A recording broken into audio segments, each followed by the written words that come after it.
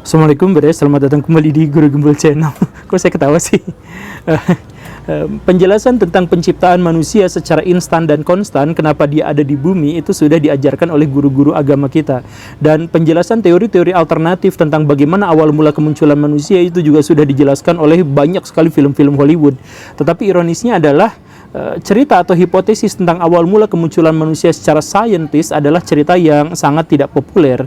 Alasannya tentu saja adalah karena mengandung banyak sekali kecurigaan, kemudian ada banyak sekali tendensi di situ, ketidakpercayaan dan sebagainya. Tetapi di sisi lain secara internal memang saintis belum bisa menjelaskan banyak hal tentang awal mula penciptaan manusia. Nah, di episode ini kita akan memberanikan diri untuk membahas sesuatu yang sesungguhnya sangat panjang, yang kalau dibukukan bisa mencapai ratusan halaman.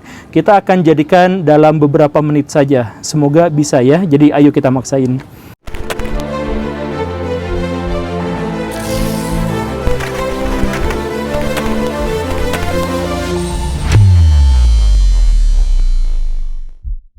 Bagaimana makhluk hidup bisa ada di bumi?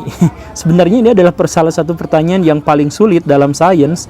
Orang-orang mistisme, orang-orang sufi, orang-orang tasawuf mungkin bisa aja menjelaskan bahwa sebenarnya tidak ada perbedaan esensial antara benda mati dengan benda hidup. Itu hanya terkait dengan tingkat kesadaran saja. Kan mereka sering bilang seperti itu.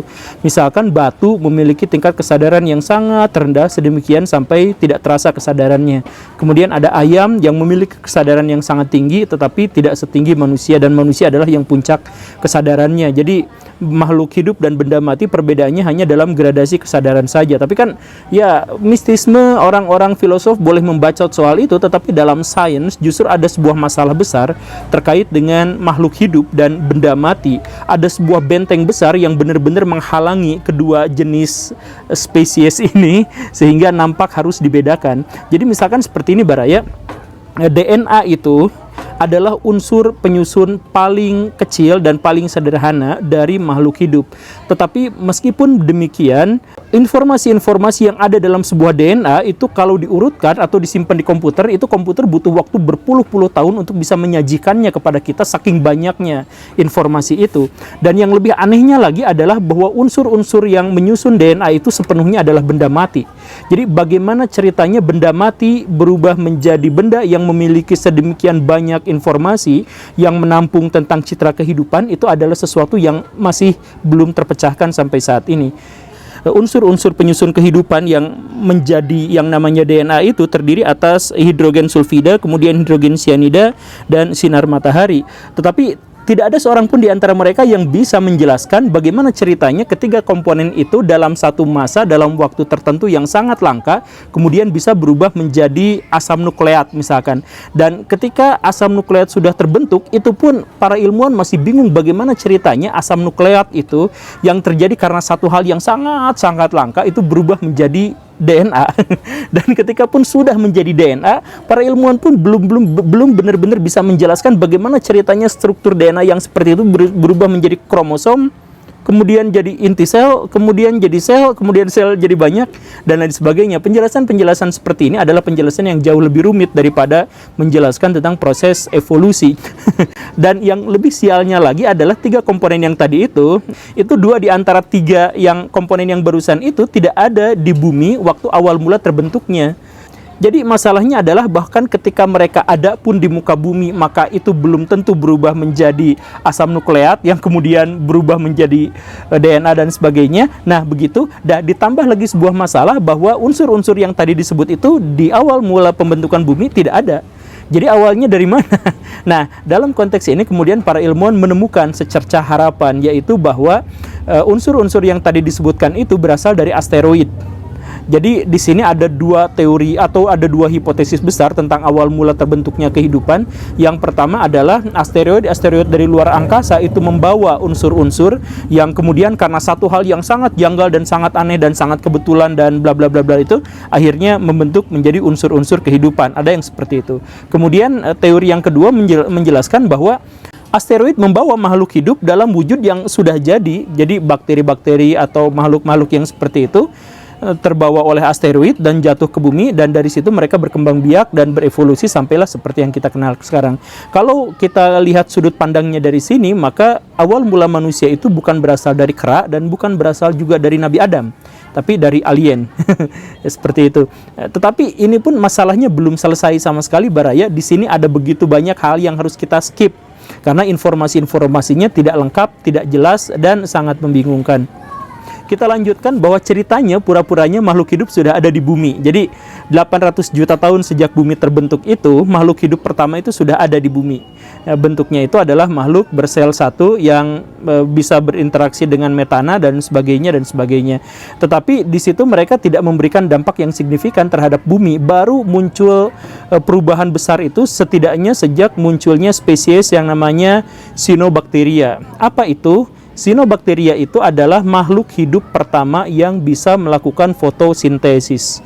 Jadi yang dia makan itu adalah air dan sinar matahari yang dua-duanya adalah abiotik, kemudian dia keluarkan oksigen yang juga adalah abiotik. Tetapi dia sendiri adalah makhluk yang biotik, artinya dia sekaligus juga menjadi produsen pertama.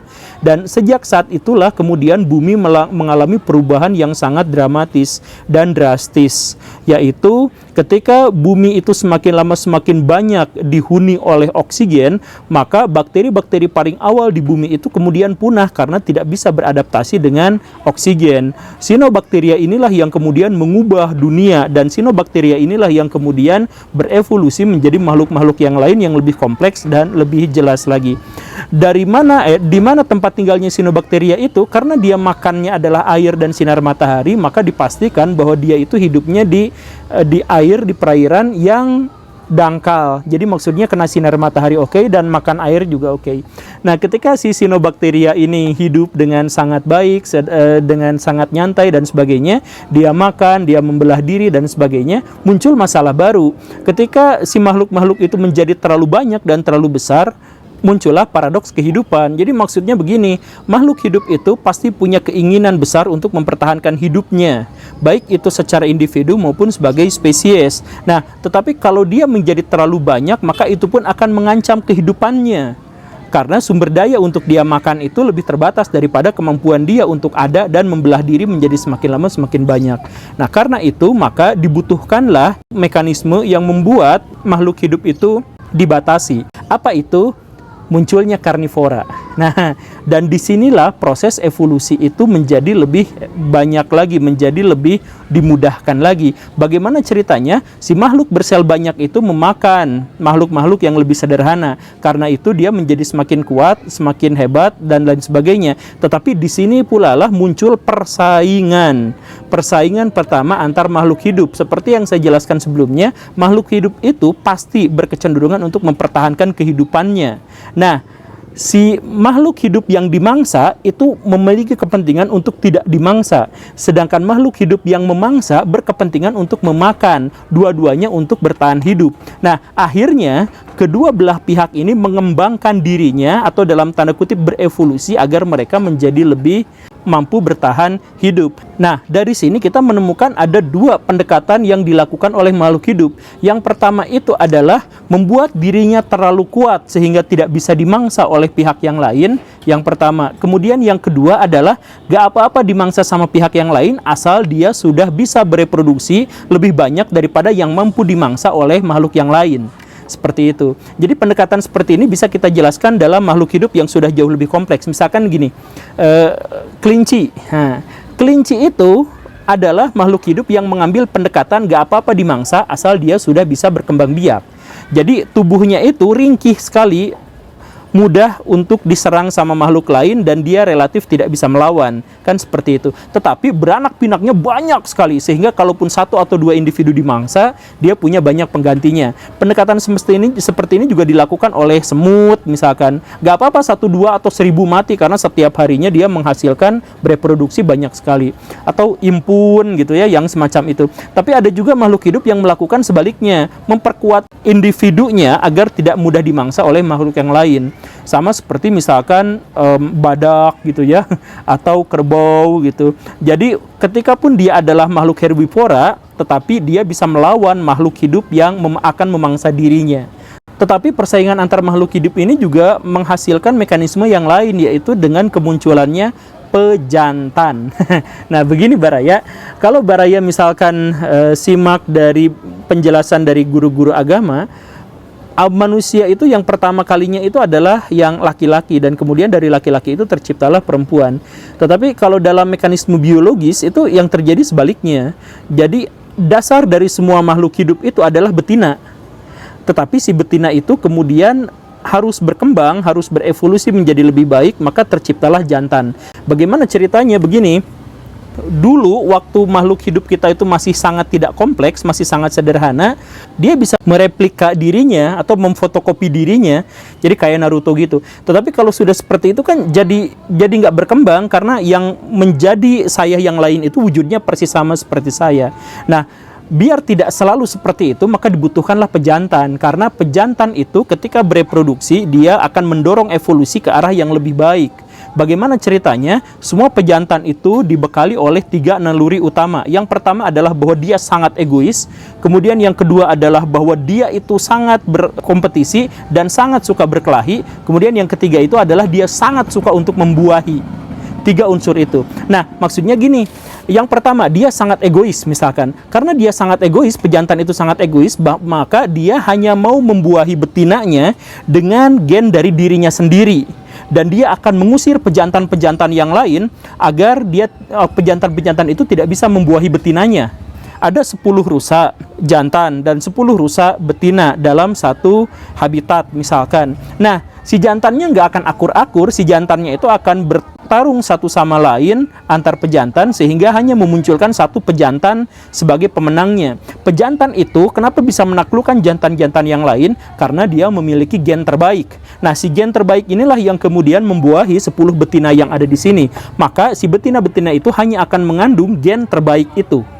Ketika si betina itu nanti membrojolkan anak, kemudian si anaknya itu adalah jantan lagi misalkan. Nah, si jantan ini akan berebut, berantem lagi dengan jantan-jantan yang lain, sehingga memunculkan lagi pejantan terbaik yang harus membuahi betina-betina. Nah, dalam konteks ini maka evolusi itu berkembang ke arah yang lebih baik, karena gen yang diturunkan itu adalah gen yang terbaik. Begitu ceritanya. Nah, persaingan antar makhluk hidup ini pula lah yang pada akhirnya memunculkan geng makhluk hidup yang lain yang kita sebut sebagai mamalia. Apa yang membedakan mamalia dengan makhluk hidup yang lain adalah sistem reproduksinya, di mana sistem reproduksi mamalia itu membutuhkan investasi yang lebih besar daripada orang tua kepada anaknya. Kenapa seperti itu? Ini untuk mengakomodasi perkembangan otak yang lebih besar lagi. Kan jadi makhluk hidup itu sebenarnya baru brojol bisa langsung lari-lari seandainya otaknya itu sangat sederhana. Tetapi otak yang kompleks itu membutuhkan perkembangan yang juga kompleks, dan perkembangan itu membutuhkan banyak waktu. Dan kalau disimpan di dalam perut terus, maka perkembangannya itu akan susah. Maka setelah brojol, dia membutuhkan waktu yang lama beserta orang tuanya karena si otaknya belum benar-benar jalan. Sambil menunggu si prosesnya berjalan terus, berarti dia sangat ketergantungan pada orang tuanya. Begitu. Nah, mamalia itu mengakomodasi itu semua. Jadi ketika mamalia baru lahir, dia harus nete sampai beberapa bulan ke depan sama induknya itu. Berarti di situ juga berkembang otaknya menjadi lebih kompleks.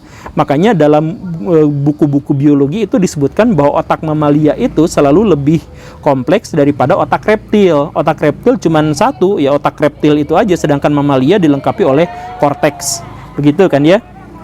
Nah, dari proses yang sedemikian panjang itu, maka muncullah manusia. Apa itu manusia? Manusia itu adalah salah satu spesies dari mamalia yang memiliki otak paling berkembang. Nah, sebagai wujud dari otak yang paling berkembang, berarti proses pertumbuhannya pun menjadi lebih rumit dan lebih susah. Jadi, manusia itu adalah makhluk yang paling aneh dalam hal reproduksi ini. Pas lahir, badannya paling tidak berkompeten, tapi otaknya paling berkembang. Dan ketika paling berkembang itu pun membutuhkan waktu sekitar setidaknya 7 tahun untuk membuat si otak itu benar-benar mencapai kesempurnaan.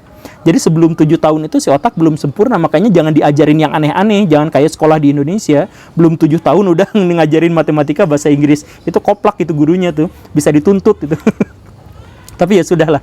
Nah, ceritanya adalah si manusia itu berkembang sampai usia 7 tahun. Nah, Artinya apa? Artinya sampai setidaknya 7 tahun itu si manusia itu gak bisa mandiri. Berarti dia harus terikat pada ayah dan ibunya. Maka dalam hal ini manusia itu makhluk sosial. Tapi makhluk sosial itu bukan dilihat dari sudut pandang ilmu sosial. Manusia bersosial itu dilihat dari sudut pandang biologis. Karena tanpa kemampuan manusia untuk bersosialisasi, manusia itu tidak mungkin bisa ada di muka bumi. Jadi misalkan ceritanya seperti ini, kenapa otak manusia itu segede gaban, segede gininya? Salah satu yang membuatnya itu adalah karena kemunculan neokorteks yang menyimpan kemampuan berbahasa di sana. Kemampuan manusia dalam berbahasa itu artinya manusia itu bisa mengakumulasikan pengetahuan dan pemahamannya. Sama seperti saya ngobrol dengan Baraya, artinya ada pengetahuan yang ditularkan kepada Baraya. Artinya pengetahuan Baraya itu berakumulasi dari begitu banyak orang, dan peradaban manusia muncul itu gara-gara akumulasi dari seluruh atau dari banyak sekali manusia. Contohnya ini adalah HP yang seperti ini.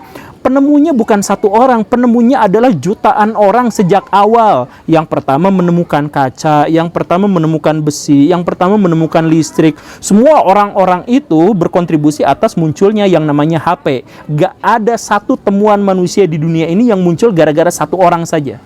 Kan begitu. Nah, demi bisa mewujudkan manusia yang bisa mengakumulasikan pengetahuannya itu membutuhkan otak yang sangat besar. Dan otak yang sangat besar itu membutuhkan proses reproduksi yang sangat panjang yang tadi itu, termasuk juga membuat manusia itu susah sekali melahirkan. Jadi kalau kita mau hitung-hitung, di antara semua mamalia, manusia itu adalah yang proses melahirkannya paling lama, paling menyakitkan, dan paling rumit, serta paling rentan terhadap kematian. Jadi kesulitannya melahirkan bagi manusia itu muncul gara-gara si kepalanya sejak awal memang sudah besar karena menampung otak yang besar, karena untuk bisa mengakumulasi pengetahuannya dengan pengetahuan-pengetahuan yang ada pada manusia yang lain. Begitu. Jadi evolusi manusia itu memang seperti itu. Jadi kalau misalkan Baraya ada misalkan yang meremehkan soal pernikahan, soal punya anak, soal apa dan sebagainya, yang katakan itu adalah ilmu sosial dari zaman dulu, ini adalah tradisi dan sebagainya, itu bukan tradisi Baraya. Kalau ada sebuah kesepakatan dan kesepakatan itu bersifat universal di seluruh dunia, misalkan pola pengasuhan anak itu kan universal, atau perkawinan itu juga kan universal, maka kita harus berpikir bahwa itu adalah masalah biologis. Itu masalah sains, bukan social science. Jadi temanya jangan dibawa pada tema-tema misalkan feminisme atau tema-tema antropologi dan lain sebagainya. Bukan, ini sepenuhnya adalah terkait dengan biologis. Tanpa kesediaan manusia untuk bersosialisasi, untuk menikah, untuk punya anak, merawat anak dan sebagainya, tidak mungkin ada manusia di muka bumi ini yang bisa bertahan hidup. Proses evolusi manusia memang ke arah sana. Gitu ya Baraya ya. Jadi seperti yang saya bilang di awal, bahwa ini adalah cara yang paling ringkas, yang paling mungkin bisa saya katakan untuk menjelaskan bagaimana proses terciptanya manusia di muka bumi. Jadi kalau misal Baraya tidak mau percaya atau mau mengkompromikannya dengan agama atau mau mengkompromikan dengan film-film Hollywood dan sebagainya, itu saya serahkan kepada Baraya. Tapi intinya adalah secara sains penjelasannya adalah seperti itu. Semoga bermanfaat, semoga bisa diambil hikmahnya. Terima kasih karena sudah menyimak. Saya Guru Gembul, kabur. Assalamualaikum warahmatullahi wabarakatuh.